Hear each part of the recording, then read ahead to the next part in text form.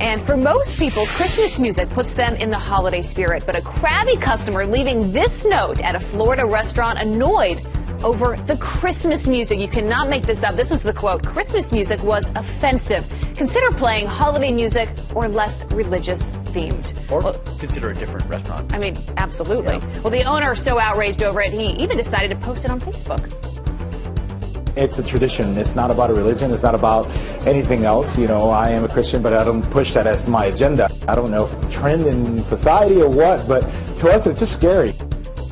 He says he did not take to social media to complain, but to protect his staff. Well, good for him for doing that. Overseas now, the grim aftermath of a terror attack in Istanbul, Turkey. Two powerful bombs. A security camera, you see it there, capturing one of those blasts, detonated outside a soccer stadium that was targeting the police. And tonight, a new terror attack targeting women and children at the main Christian cathedral in Cairo. Tonight, the death toll in the Turkish terror attacks climbing to 38. 30 of them police officers, targeted in near-simultaneous blasts at a soccer stadium. Militants linked to the Kurdish rebel group, the PKK, claiming responsibility. The government vowing revenge tonight, stepping up the fight against the recent wave of terror attacks in Turkey. Terror that is spreading. In Egypt, an attack on Cairo's largest Christian church. Eyewitnesses say a woman planted more than 26 pounds of explosives hidden in a bag, shattering what was a solemn Sunday service. At least 24 killed, most were women and children. The columns were smoldering, people strewn on the floor and on the walls, this man says. Everything was broken.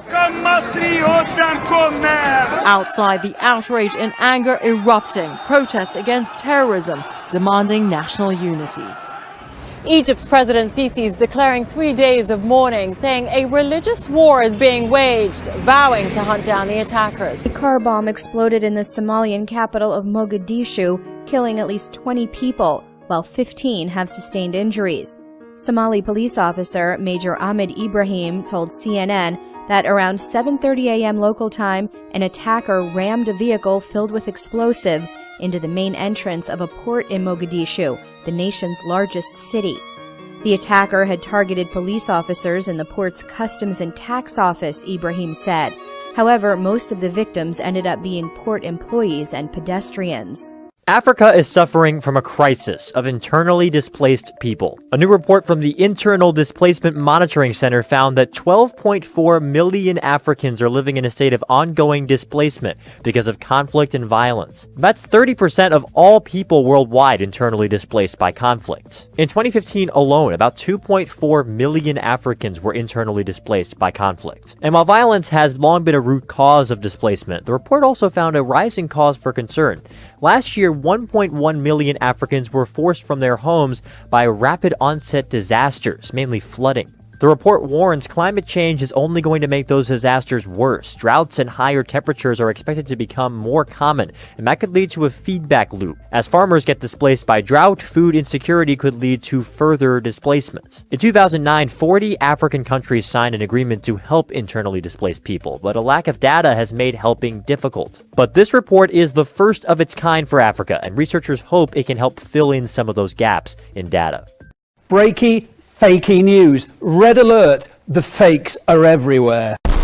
The fake news that thrived during the campaign. That's fake. False news stories. So-called fake news, disinformation. All the lies, fake news stories filling your news feed. The Russians were promulgating fake news. Spread of fake news online.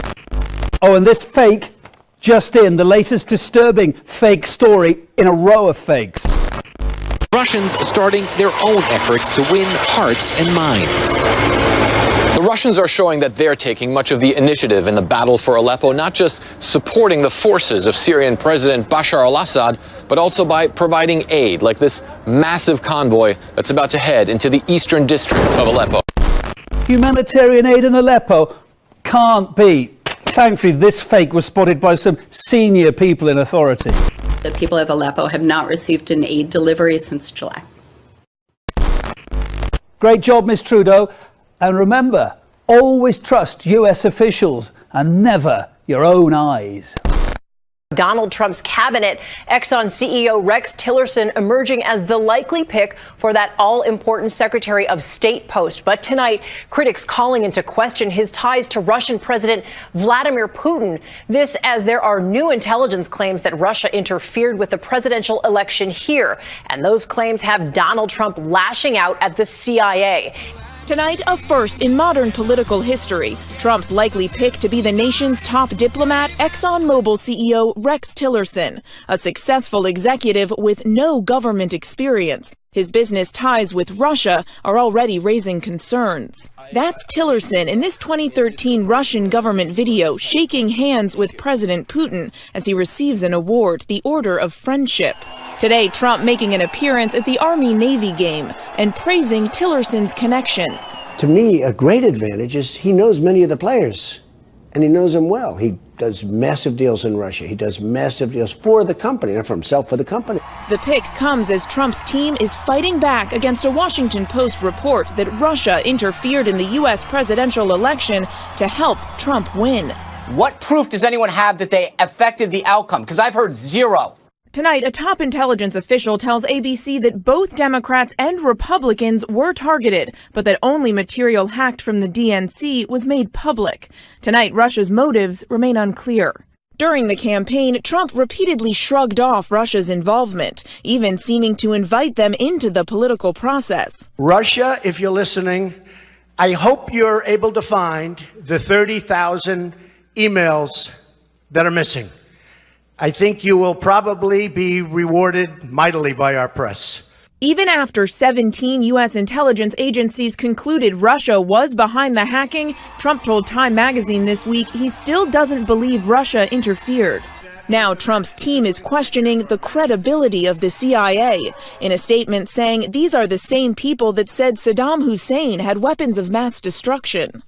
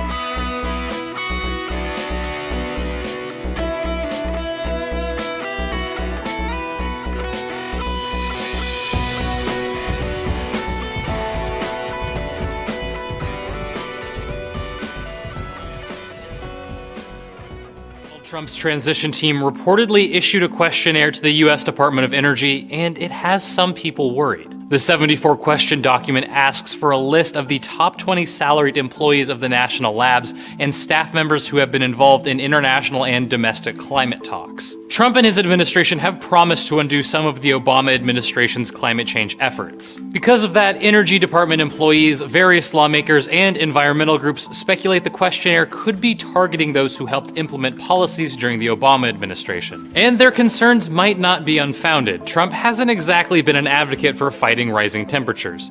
In late November, GOP Chairman Reince Priebus said the candidate still thought climate change is mostly a bunch of bunk. DiCaprio, aside from being an actor, he writes, is also a major proponent of global warming. You know, all these global warming advocates are freaking out right now. They think they're going to be burned alive by the sun, so they're all flocking to Trump Tower to try to convince Donald Trump to jump on their climate agenda. We just reported Al Gore was there, begging Donald Trump to believe him. Climate change, I think, is a fraud. I think it's a hoax. It's designed to control and manipulate the people, to be subservient to governments who need to have control over the people. Man-made, I should be very clear, I believe it when they point out man-made climate change. man-made. When they point to man being the reason as the for the climate change, that's where we have a problem. Now, I'm not going to say there are massive fluxes in global climate temperatures over thousands and thousands of years, cyclical climate changes. I'm not going to dispute those scientific realities, but I am going to dispute the man-made global warming, man being blamed for it. I think that's a total fraud. Meanwhile, South Korea has warned North Korea that there will be fatal consequences for its leaders if provoked into conflict. The warning issued by the South Korean military on Sunday came after North Korean leader Kim Jong-un oversaw a military drill simulating an attack on South Korea's presidential office. One of the North's main newspapers carried a 2-page report on the drill showing pictures of a building resembling the Blue House being overrun by North Korean soldiers and set on fire.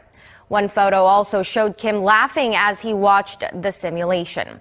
No date was given for the drill. South Korea's Joint Chiefs of Staff said that if North Korea conducts a provocation based on its rash judgments, Seoul will strongly and firmly retaliate. There are concerns North Korea could launch a provocation following the National Assembly's impeachment vote on President Park that has left South Korea without a recognized leader. Japan's self-defense forces will be allowed to use weapons during peacekeeping operations from today. Under new national security laws, which came into effect in March, Japanese peacekeeping forces in South Sudan will be allowed to defend and rescue UN officials and other members of the mission if they come under attack. Under such circumstances, they'll be permitted to use weapons not only for self-defense but also to repress to push back the enemy. There are currently some 350 Japanese peacekeeping troops in South Sudan. Mirage jets screech across the summer sky. Israel's surprise attack destroyed hundreds of Egyptian planes in hours. Their air superiority shortened the 1967 war to just 6 days. The new sound of air domination in the 21st century, say Israeli generals. The F-35 stealth fighter will be the most advanced plane in the region. Israel ordered 50, the initial 2 arriving Monday, making Israel the first country outside of the United States to receive Lockheed Martin's fighter. The price tag? More than $100 million. Lieutenant Colonel Yotam will lead the squadron. His identity concealed for security, we're told. The F-35's stealth capabilities widen our operational theatre. It allows us to bring into action many abilities that are needed from the Air Force for superiority. As it looks around its neighborhood, Israel perceives many threats. The Syria conflict is on its doorstep. Hezbollah in Lebanon, rearming since the last war with Israel in 2006. Russia's S-300 and more advanced S-400 surface-to-air missile systems, introduced into Syria last year to support President Assad's military efforts. The advantage of the F-35, Israel hopes, is that it can fly virtually undetected. The F-35 is built to deal with a lot of threats on the ground. It knows how to deal in the best possible way with everything that lies in the region of interest of the IDF outside the borders of Israel. But the plane has faced growing pains, including problems with software, the engines, and weapons. Retired Air Force Brigadier General Ephraim Segoli has seen this before. When you develop a new technology, you suffer from problems and you fix it. But Segoli insists this plane is a game changer. The idea that you are the first state, the first Air Force in the area that gets it, it adds a lot to your reputation. A reputation that Israel hopes will make any rival think twice.